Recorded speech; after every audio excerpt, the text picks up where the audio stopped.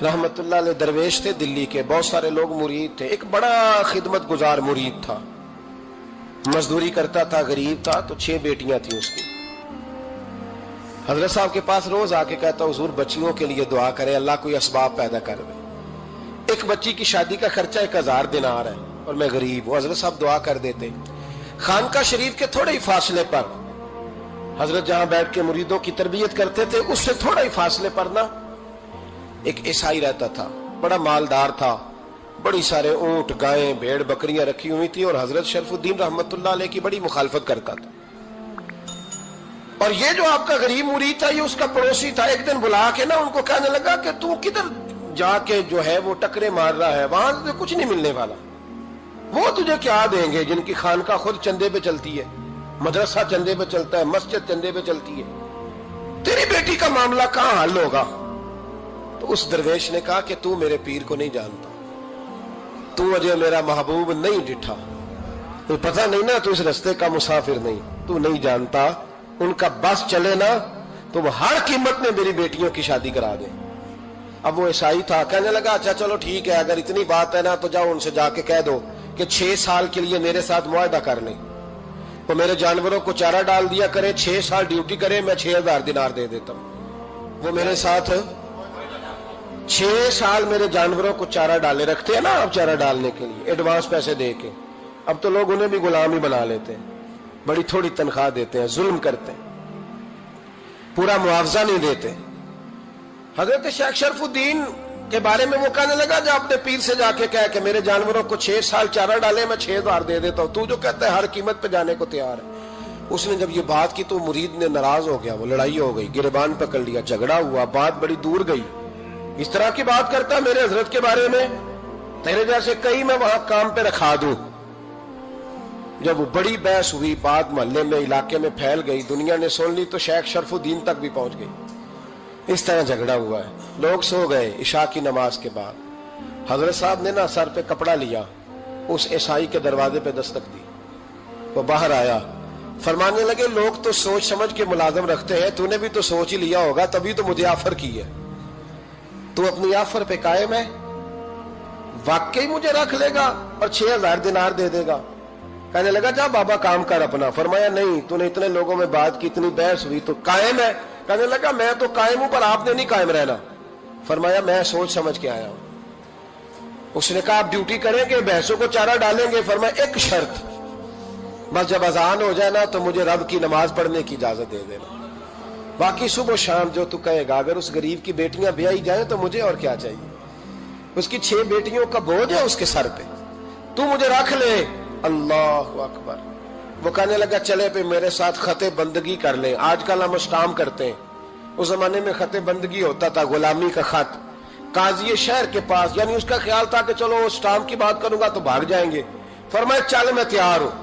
काजी तक गए, तय हो गया, 6000 दिनार दे दिए। हजरत ने मुरीद को बुलाया, फरमाया पुत्र ये ले जा, जा मेरी बेटियों को रवाना कर दे। कहने लगा हुजूर ये क्या कर रहे हो आप, कुछ सोचे? फरमाया यार जब तुझे बेटा बना लिया तो फिर मेरी पोतियां तो लगती हैं ना, मेरा हक तो बनता है ना, जा जाके ड्यूटी कर, उनको ब्याह दे। बात फैल गई। बादशाह भी अकीदतमंद था, वो 12000 दिनार लेके पहुंचा। क्या बताऊं इन रब के बंदों का दिल कैसा होता है, क्या दर्द होता है, क्या रंग। 12000 दिनार लेके बादशाह आया और आके हजरत को पेश किए का हुजूर आप दें इस ईसाई को, डबल दें और जाए काम करें। आप फरमाने लगे तू पैसे दे, शर्तें ना लगा, मेरा जहां दिल करेगा मैं खर्च करूंगा, मुझे तो मजा ही अब आने लगा है, अभी तो लुत्फ आ रहा है, अभी तो जायका आया है कुछ करने का, पैसे देने हैं तो दे, पाबंदी ना लगा, जहां मेरा दिल करेगा मैं। उसने कहा हुजूर ठीक है रख ले। हजरत ने फजर मस्जिद में पढ़ी, जेब में 12000 दिनार थे, ऐलान फरमाया भी किसी और की बेटी भी बैठी है तो पैसे मेरे पास है। वो 12000 दिनार भी बांट दिया और 12000 दिनार बांट के ना तो फिर चले गए खेत में चारा काटने। उस ईसाई को किसी ने बतलाया कि उनके पास तो 12000 आया है, पर तुझसे जान नहीं छुड़ाई उन्होंने। वादा ये हुआ था कि 6 देंगे तो जाएंगे, जब तक देंगे नहीं तेरे घर में काम करेंगे। वो ना चारा काट रहे थे, हजरत साहब तो वहां पहुंच गया, दूर जाके खड़ा हो गया, कहने लगा बाबा پہلے تو میں نے مسلمانوں کے اخلاق سنے تھے، اب تو میں نے دیکھ بھی لیے. پر یہ بتا جب 12,000 آیا تھا جان کیوں نہیں چھڑائی؟ تو حضرت چارہ کاٹتے کاٹتے رو پڑے، فرمانے لگے تو نہیں نہ جانتا یہ بیٹیاں سانجی ہوتی ہیں، پتہ نہیں نا. میرے رسول پاک نے تو حاتم تائی کی بیٹی کے سر پہ کپڑا رکھ کے کہا تھا بیٹیاں برابر ہوتی ہیں. تو یہ نہیں پتا جب اس کی 6 بیٹیوں کی شادی ہوئی ہے میرے اندر روحانیت کتنی بڑی ہے. فرمایا پھر 12,000 آیا ہے تو 2-4 بچیاں پھر گئی ہیں، تو یہ نہیں پتا میں اندر سے راضی کتنا ہوں، میں تیری نوکری کرتا رہوں گا، پتہ نہیں اللہ کتنی بیٹیوں کو بیاہ دے گا. اتنا رویا وہ عیسائی کے پیروں میں بیٹھ گیا، کہنے لگا بابا میں نے تیری مخالفت کی ہے پر تیرے قریب آ کے پتہ چلا ہے کہ تو بہت اونچے اخلاق کا مالک ہے، اور اگر تیرا یہ مقام ہے تو تجھے اخلاق سکھانے والے محمد عربی کی شان کتنی ہوگی. ظالم کی بولیے جاتے نہیں لوگ جھوٹے گواہ بن کے. وکیل صاحب کو نہیں پتا ہوتا کہ یہ بندہ مجرم ہے جو میرے پاس آیا؟ کیا مجرموں کے وکیل نہیں ہوتے؟ بولے تو اس کو پتہ نہیں ہوتا وکیل صاحب کو کہ یہ صاحب مجرم ہے، میرے پاس مقدمہ لے کے آئے. اور اگر بے ادبی نہ ہو جائے تو میرا خیال ہے قاضی عدالت کو بھی پتہ ہوتا ہے کہ مجرم کون ہے اور مظلوم. میرے نبی پاک صلی اللہ علیہ وسلم نے اس قدر زیادہ سختی فرمائی اس مسئلے میں. فرمایا جس کو پتا تھا کہ فلاں آدمی ظالم ہے، ظلم کر رہا، پھر وہ ظالم کا گواہ بنا یا اس نے ظالم کی مدد کی، کتنی کی؟ شارحین لکھتے ہیں چاہے اس نے ایک جملہ بول کے کی، چاہے ایک، سارے بولیے، چاہے ایک غریب کو اس نے ظلم کیا تو کہتے ہیں علاج یہ سے، چاہے ایک جملہ بول کے کی. شارحین اس حدیث کی شرح میں لکھتے ہیں ایک جملہ بول کے چاہے مدد کی.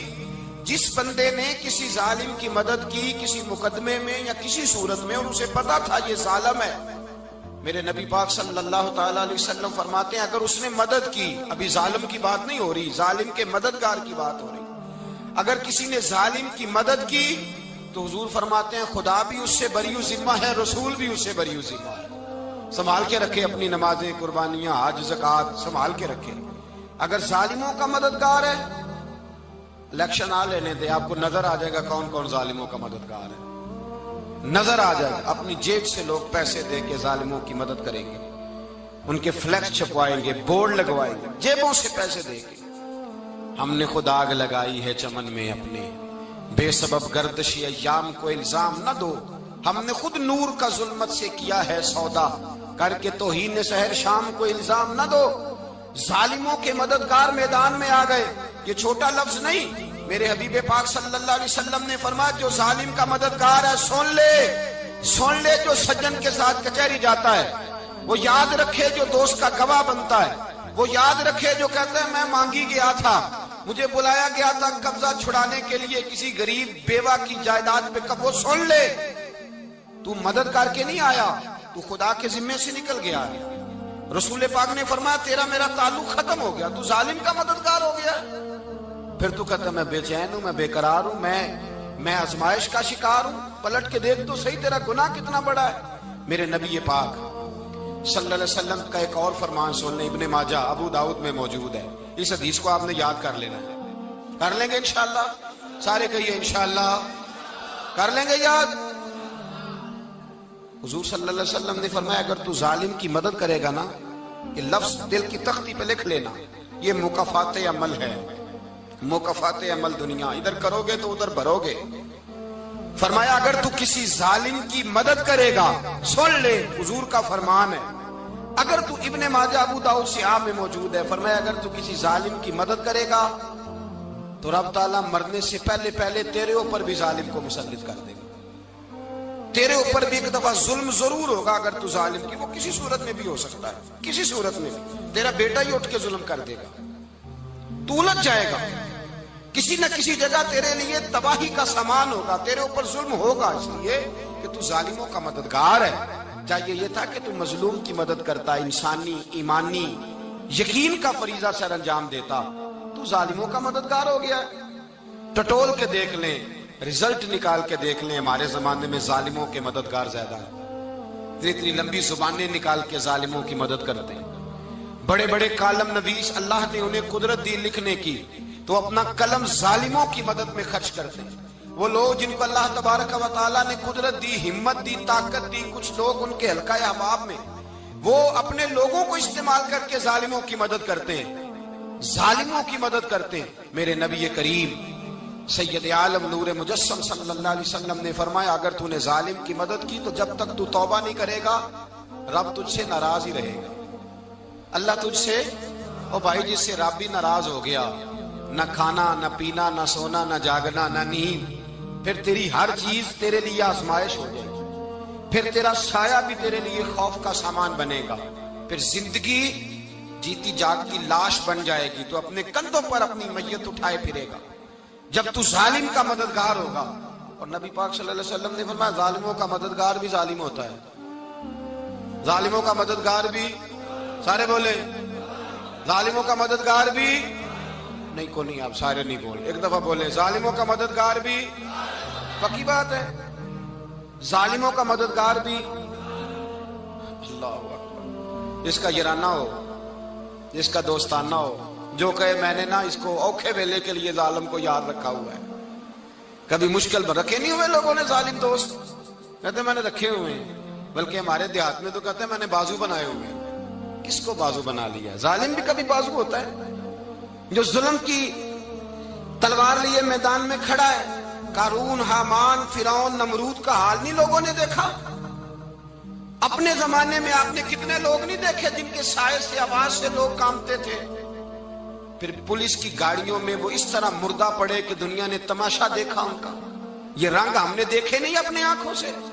فرمایا ظالم کا مددگار بھی، جو کار میں بٹھا کے لے کے گیا وہ بھی ظالم، جس نے چائے پلائی وہ بھی، جس شخص نے کھانا کھلایا وہ بھی، جو کچہری تک ساتھ گیا وہ بھی، جس نے فلیکس کے نیچے، بڑے شرابی کے نیچے چھوٹی اپنی فوٹو لگائی وہ بھی، جو ووٹ کی پرچی ڈالنے گیا وہ بھی۔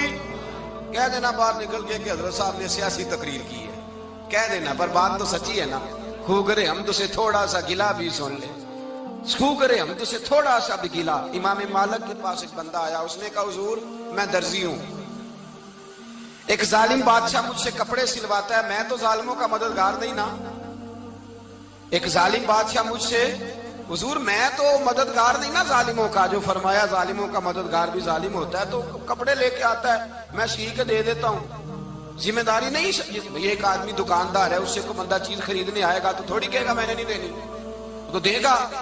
کوئی بندہ اگر کسی شخص سے کوئی کام کہتا ہے جو اس کی فیلڈ ہے، اس کا شعبہ ہے، اس کا معاش کا وہ سلسلہ ہے، کہتے ہیں یا رسول اللہ صلی اللہ علیہ وسلم ظالموں کا مددگار بھی ظالم، حضور نے فرما دیا۔ تو امام مالک سے بندے نے مسئلہ پوچھا، دل کی تختی پہ لکھنے والی باتیں ہیں، کہا حضور میں درزی ہوں، ظالم کپڑے سلواتے ہیں، میں تو مددگار نہیں نا۔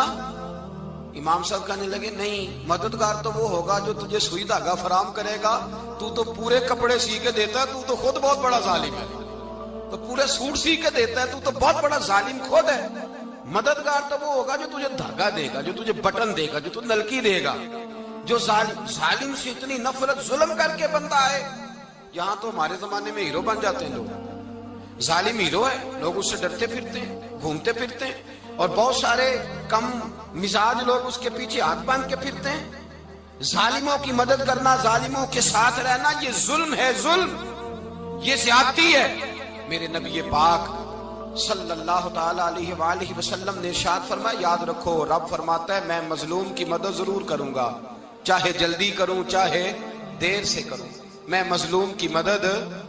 اور حضور صلی اللہ علیہ وسلم نے فرمایا ہے، حضرت معاذ بن جبل کہتے ہیں حضور نے مجھے یمن کا گورنر بنایا، جب میں جانے لگا نا تو حضور نے بڑی نصیحتیں کی، بخاری میں موجود ہے، فرماتے ہیں جب میں پلٹنے لگا تو میرے رسول نے فرمایا معاذ ایک منٹ ٹھہر جا، ایک بات میری یاد رکھنا، اس کو نہ بھولنا۔ کہا حضور کیا؟ فرمایا دیکھنا کسی پہ ظلم نہ کر بیٹھنا، کہیں تجھ سے زیادتی نہ ہو جائے۔ محبوبہ پھر حضور نے فرمایا سن میرے معاذ، میں تجھے گورنر بنا رہا ہوں، زیادتی نہ کر بیٹھنا۔ یا رسول اللہ صلی اللہ علیہ وسلم کیا ہوتا ہے؟ تو میرے کریم نے فرمایا جب مظلوم دعا کے لیے ہاتھ اٹھاتا ہے تو عرش کا مالک کہتا ہے فرشتوں پیچھے ہٹ جاؤ،